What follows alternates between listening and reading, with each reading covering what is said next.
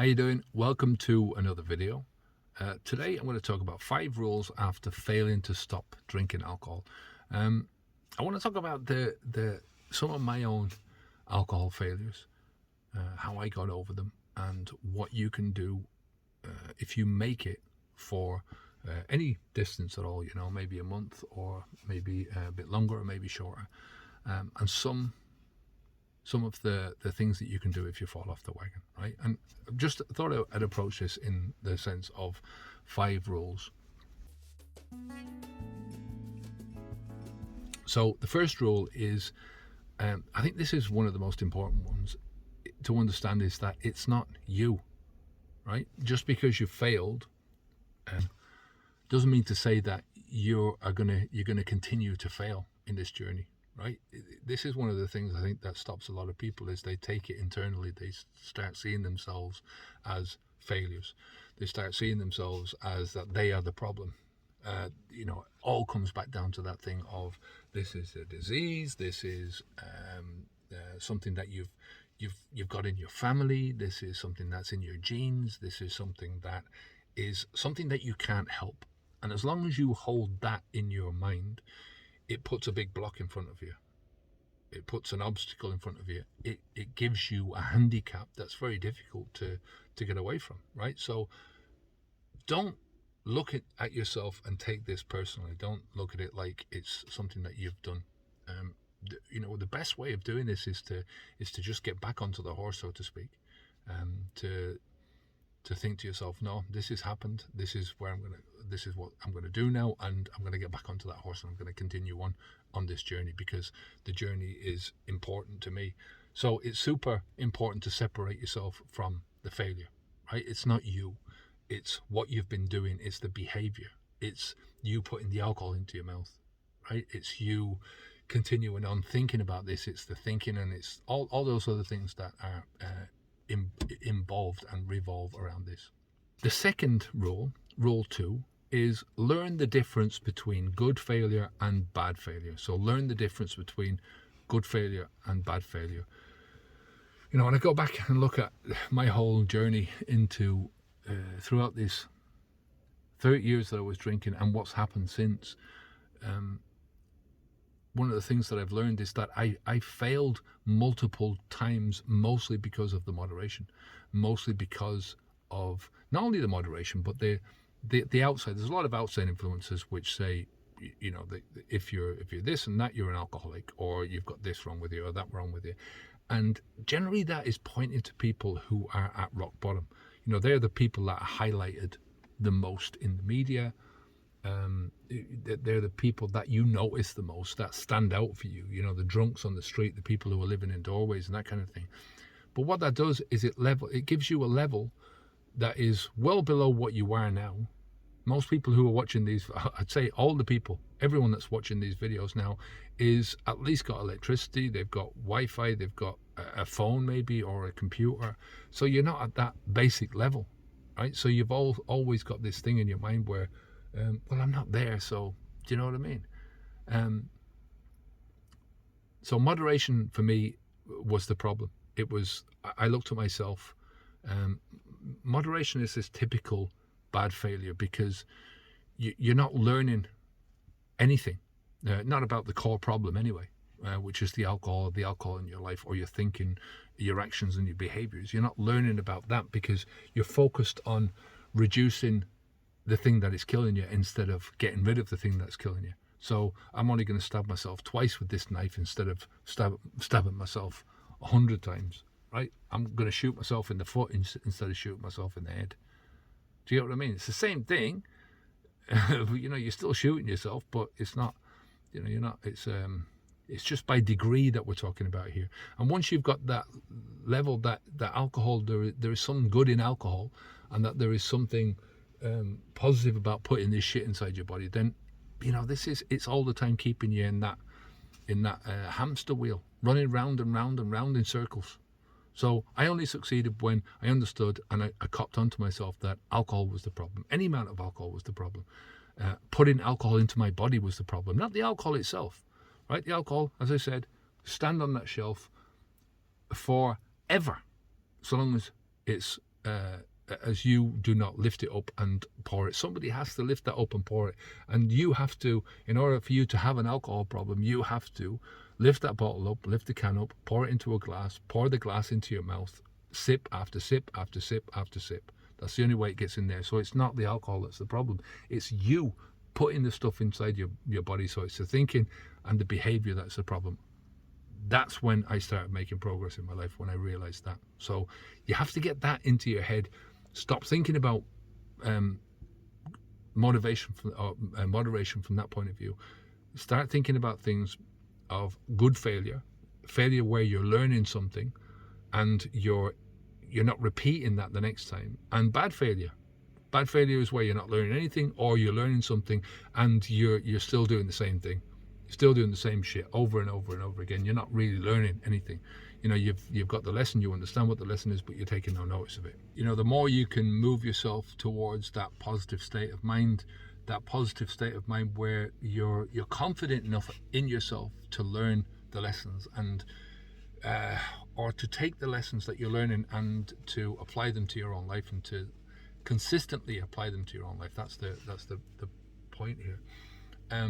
If you can get yourself into that positive state from the beginning, right? And I think this is one of the reasons why I put out the quick start preparation course, was to sort of give people that idea that they can move themselves forward step by step, but to take that first step across that line before you actually get to the state where you're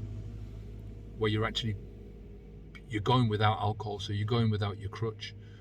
Before you can get to that level, as much preparation as you can do before that, as much internal, there's a lot of stuff that you can do outside of yourself, and that's all fair and good. But if you don't prepare your mind, if your mind is not in the right place, you're not going to last very long, because you're going to talk. You can be your own worst enemy or your own best friend in this thing, and that's always going to be the way here. So think about it from that perspective. If you want this course, by the way, it's down below. There's a link down below this course.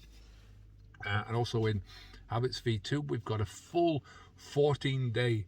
There's loads of stuff packed into our preparation. Just that 14 days before you even start. There's a lot of stuff involved in the sense of cutting back on drinking. There's a lot of stuff. Just the amount of stuff that is there to change your mindsets, to give you, so when you step across that line, you're raring to go. You're absolutely buzzing. You can't wait to stop this shit. That was why I designed the preparation course. Anyway, that's for V2. Rule 3 is what I call the whitewash rule. The whitewash rule is, first of all, is, like I said before, you need to start thinking about it. So be mindful when you fail. Think about what it was that went wrong. See if you can get as specific as possible, right? What went wrong? Think about those things. Don't whitewash what happened. This is part 1 of the whitewash rule. You have to own this. You have to own everything that's happened and say, right, well, there's nothing else that happened that I didn't cause to happen. It was my behavior that caused it, or my thinking that caused it, right? Take responsibility for it. Own it. Then the second part of the whitewash rule is that you whitewash your brain.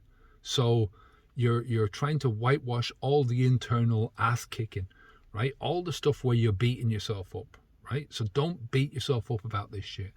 This is part and parcel of any success, of any progress in life. Without failure, you have no success. It's a yin and yang thing. Yin and yang, yin and yang, yin and yang thing, right? Failure is part of success. So don't beat yourself up about this. Stop being negative. Stop telling yourself negative stuff about this. This is what I'm talking about with the whitewash. Go easy on yourself. Go easy on on what you tell yourself about yourself, especially, like I said, rule 1 is, it's not you. Don't take this personally. Don't take this as a slight on yourself, that this is something that you can't do, right?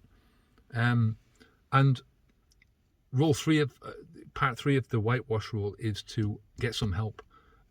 If you need help, once you've understood once you've gone through that mindfulness stage, you're not whitewashing anything. You're taking out all the negative thoughts, and what you've got is a block of material that you can work with. And sometimes you might not have the answers. So find the answers. Go out there and get some therapy if you need to sort out a specific problem that you've got that's stopping you from moving forwards. And it's normally a mental block, a mental problem. It's something that you're doing to yourself, maybe subconsciously, mostly subconsciously, I'd say. Chat with somebody who is a dear friend to you, somebody who you trust very much, that you can talk to. Some people have those people around, so do that. Talk to them. Take a program. Take Habits V2, right? This is, we do a lot of this whitewashing process of getting you to deprogram yourself from all the bullshit that's been laid down in your life since day one about alcohol, all that the stuff that's been laid down by our cultures and our societies and our friends and our families and the people around us that have normalized this alcohol drinking to such an extent that we have no problem going out and getting so blathered, so drunk, that the hangovers the next day are excruciating. And we turn a blind eye to them. We say it's part of the process, And it's only when the habit gets so bad, when the consequences become so severe to you that your life is threatened or your way of life is threatened, that we start to do something about this. Right? So get some help. Like I said, we're over there. We don't cost a fortune, B2, but we've got a lot to offer. I think, in my opinion, our program is the best program out of there. My opinion of this, right? So, don't bullshit yourself. Get yourself onto an even keel, and if you need the help, go for it. Go and get help. Rule number 4 is to learn as much as you can from your experience. Like I said before, you need to sort of extract and be mindful about it and think about it. But one of the hardest parts that you're going to get, that you'll find on this journey, is just getting the experience under your belt of what it's like to not drink alcohol, right? Just to put those days in where, 30 days is a good time for me. 30 days a month is good. So if you can get to a month, and you experience not drinking for a month, it's a valuable asset that you have, which nobody else can give you, which is experience to live your life in your head with your thoughts and your life, everything that goes on in your life, in a nutshell, in 30 days. And then you expand that a bit further and you do the next 30 days and the next 30 days, right? This is, like I said, it's one of the hardest parts that you can do. This is what always gets me, because there is a lot of experience in a month, and you get a lot of people who will do a dry January or dry October or whatever it is, a dry month, and they will say at the end of it, wow, that was such a cool experience. I felt so good. I was sleeping so well. I was thinking a lot better. I got so much done, man. I can't believe it. All these things went right for me. Right, when are we going out to celebrate? Let's get the booze in, And then before they know it, they're back to normal again. And they forget what it was like. But the problem is that they started out from the perspective. Now, I've done this over a long term. I did this over a year. Well, I actually only lasted 10 months. But I did a year, 10 months alcohol free. I call it a year because I like to call it a year. It does my ego a bit of good, But I did a year knowing going into that year that coming out of that year I will be drinking again. And it puts a completely different perspective on it. It's long-term moderation, if you like. That's what happens when somebody quits for a month. They know, and they get themselves through, and they're telling themselves all the way through that month that, oh, by the time this month is over, I can't wait to have a pint. Keep going now, keep going. You can do this. You're strong. And then they get to the end of the month and they say to themselves, wow, I'm so proud of myself. I'm so happy. And part of the happiness has been the anticipation for the last, whatever it is, maybe for the whole month. I was talking to this with Esther, and she was asking me whether or not she's going over to Holland in February to see her mum. Her mum is in her 80s, And she said, "Oh, should I tell my mum I'm coming over, or should I just go there as a surprise and be a surprise for her?" And I said, "You know what? It's nice when you arrive on the door, you're anticipating it and stuff, and she opens up the door and she goes, 'Hey, Esther, I can't believe you're here,' in Dutch, obviously. But imagine what you're doing is, if you don't tell her, if you're taking away that anticipation from your mum. You tell her a month out and you say, 'I'm coming over, I booked the thing.' She's going through all this stuff, she's getting stuff ready, but it's the anticipation, she's looking forward to it. When you don't tell somebody, it's like a cause and effect thing, or a trade-off. So, you get that initial surprise. But this is what people go through when they're going through that month of thing. They're no intentions to stop. And they have all this anticipation that they're going to start drinking again. So they're really happy with themselves, and that gives them that added happiness. But it's one of the things that is missing from when people stop drinking alcohol, is there is no anticipation for the alcohol.